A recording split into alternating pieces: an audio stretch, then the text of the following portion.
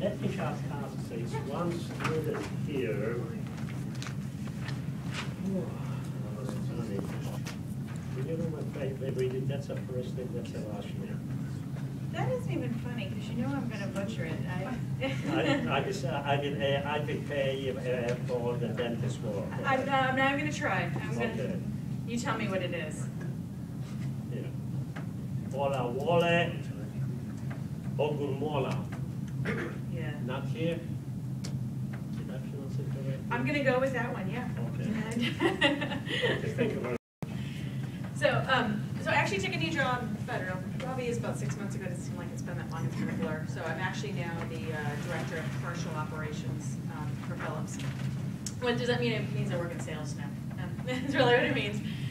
And it's funny, the term operations is something, you know, when you go through school that you really don't ever appreciate. There's operations in every part of a business. There's that process structure that we create regardless if we're in, you know, the front and the sales side, or if you're in the factory, or if you're out in customer service. And we'll kind of go through that. I usually come here, and usually we get lucky and there's a natural disaster, or there's a fire in my building, or a flood, and I talk about how those things apply in operations and what we do. Unfortunately, we've had no natural disasters and no really catastrophes for me to speak of tonight, because I usually like to give more real life examples. They're really a little bit more applicable. So I'll talk about some of the other things that we have kind of going on right now, and really it's around change management.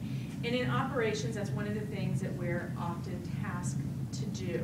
So change can come from outside factors.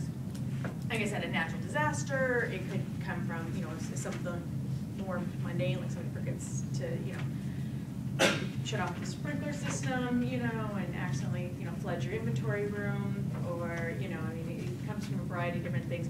But in operations, as you guys know, you know, you're really at the end of your degree program. You know, you've learned that it's really all about process. It's about creating control, and it's about creating repetition in no matter what you do. But you do that through partnerships and relationships, and that really that sort of philosophy carries you through the organization. It doesn't matter what you're doing. You know, the content might be different, but basically that same concept, that same principle needs to be there, regardless if you're booking an order for a customer, or if you're, you know, trying to get an order through the manufacturing floor. You're trying to control your inventory that goes into that, or if it's really on the back end and you're doing customer service. So those, you know, basic concepts you guys learn about are really, you know, skills that'll be carried throughout your careers. You know, one of the things I tell people, especially, you know, I've hired 1 million people. I won't tell you I've hired less than 1 million, but close to it. But what they're telling you to do, you know, when they hire you, there's this nice job description and it talks about it. But what they're really paying you to do is think. And just take all that information that you learned in a textbook, you know, when you come out with grad school, especially if you don't have a lot of experience in the work world. Some of you guys are like me, a little bit older when you went to grad school. But, you know, they're really paying you to think. I mean, you know, the processes, what you learned in a textbook, are important. And you're going to need to fall back on that, and you're going to need to, you know, use that day to day. But it's really about thinking, you know, in the situation of when you either A, have a life event that's going on that you really have to respond to, or in the case of today, where my job really has been about changing the direction of the organization and what we're doing, because, you know, there's a lot of different things happening in the industry, and I'll talk about healthcare because that's really where I work. But we see it, you know, in Facebook and Twitter and all those other things. You know, I actually was listening to NPR on the drive here, and it talks about, you know, police officers trying to connect with the community. And in all of those, they really have that same theme that, you know, the world is evolving, the world is changing, and we need to be able to respond to that, and we need to be able to bring order in operations to that sort of chaotic event that's going on around you. You know, in medical devices, it's a little bit more serious because, you know, we obviously don't want to hurt a patient of any form. Doesn't matter, you know, how big or small it might be. But, you know, so we take that to a little bit higher level of seriousness, but I don't want anyone to think that, you know, if you work in the airline industry, that they don't take, you know, manufacturing airplanes, you don't want them falling out of the sky, or blowing up on takeoff or landing, or, you know, or if you're even making a child child product, a toy. They have regulations and things like that they have to follow. For the same kind of thing, that there's a consumer in the end of it that they're taking seriously, and there's regulations that we're going to follow to make sure that we don't cause harm there. But within operations, it's unique because you're really taking these concepts of, for me today in my world, in healthcare, the world is changing. Doctors, are trying to reach patients in more remote locations. We're trying to shorten your stay, your time in the hospital. We're trying to shorten your infectious diseases that you can possibly, I hate to say this, but pick up in the hospital. The hospital is a very germ-filled location. No matter how many times they try and clean it, there's really sick people there. So the healthcare industry, along with a lot of pressures that are sort of going on in those outside forces, are really putting a lot of pressure on medical device manufacturers to try and sort of keep up with the time. Why do I have to go, and why do I have to go drive to see my doctor? Why, I can buy a blood pressure machine, why do I actually have to go drive to his office to take my blood pressure? Why can't I just take my blood pressure at home and send in the results and he can see it every day? So those are kind of examples of where our customers, not only is it the doctor, but it's our customers pushing on us as manufacturers to make changes in our organization and how we do business, especially if you're in a rural area. I'll talk about the world itself in a little bit, but just even in the U.S., we live right now in a densely populated area. If you're asking somebody to go visit their doctor, it's probably not more than a 30-minute drive. It may be a little bit if you're going into Boston, but for the most part, it's a relatively short trip. But if you're, in Colorado, or you're in Utah, or you're in Kansas or Minnesota, that doctor trip may be 4 hours one direction.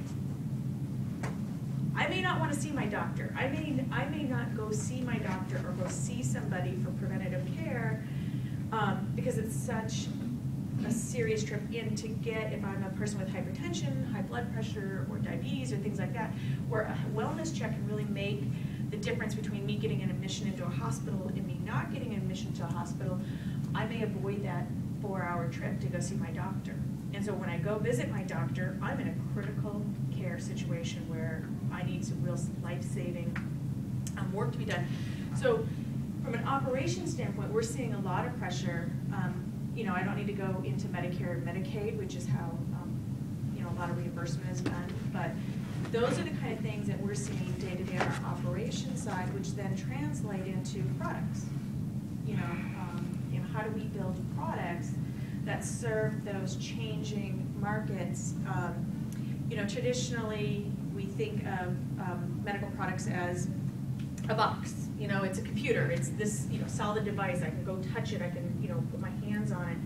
And some of these changes that you see going on today are really more software related.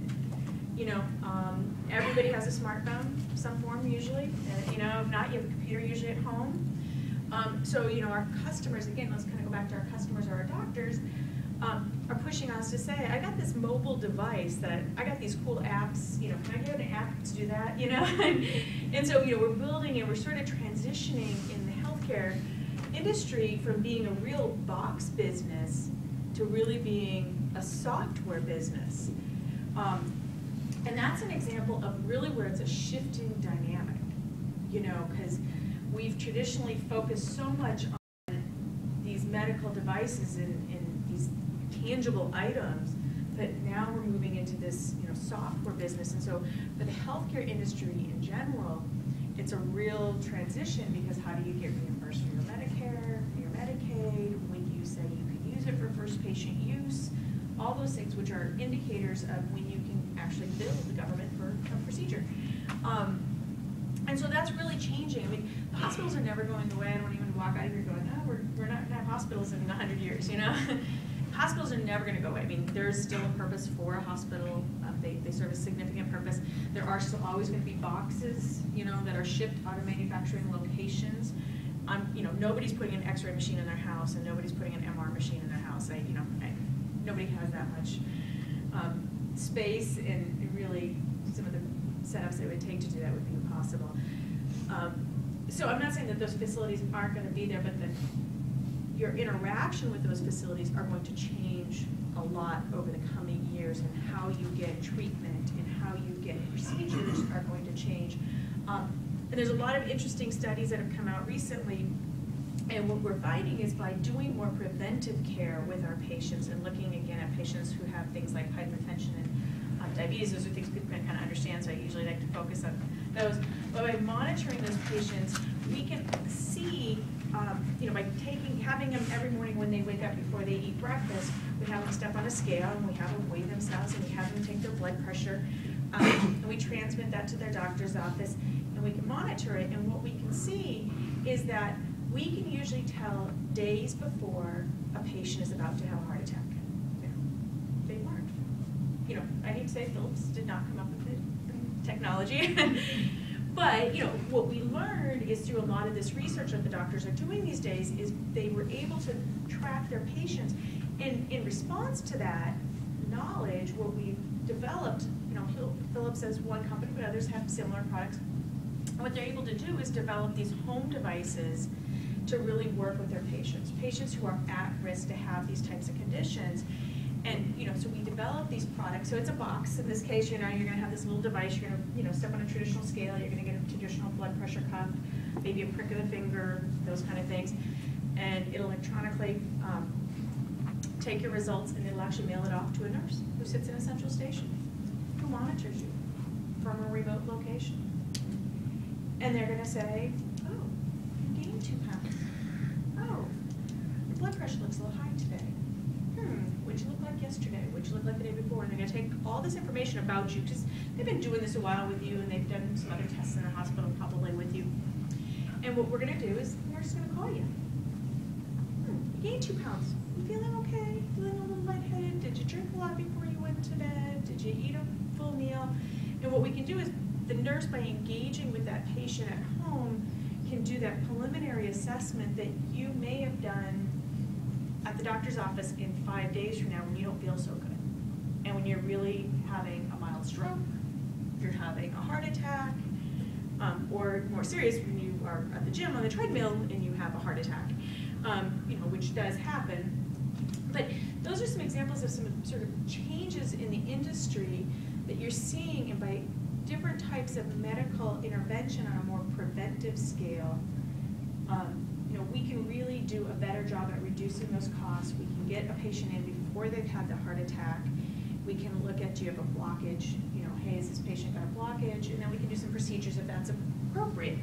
But it's that collaboration and that partnership in some of those changes out there in the industry, and some of it being governmental pressures saying, hey, I cannot contain my, the U.S. government, our largest bill is Medicaid and Medicare.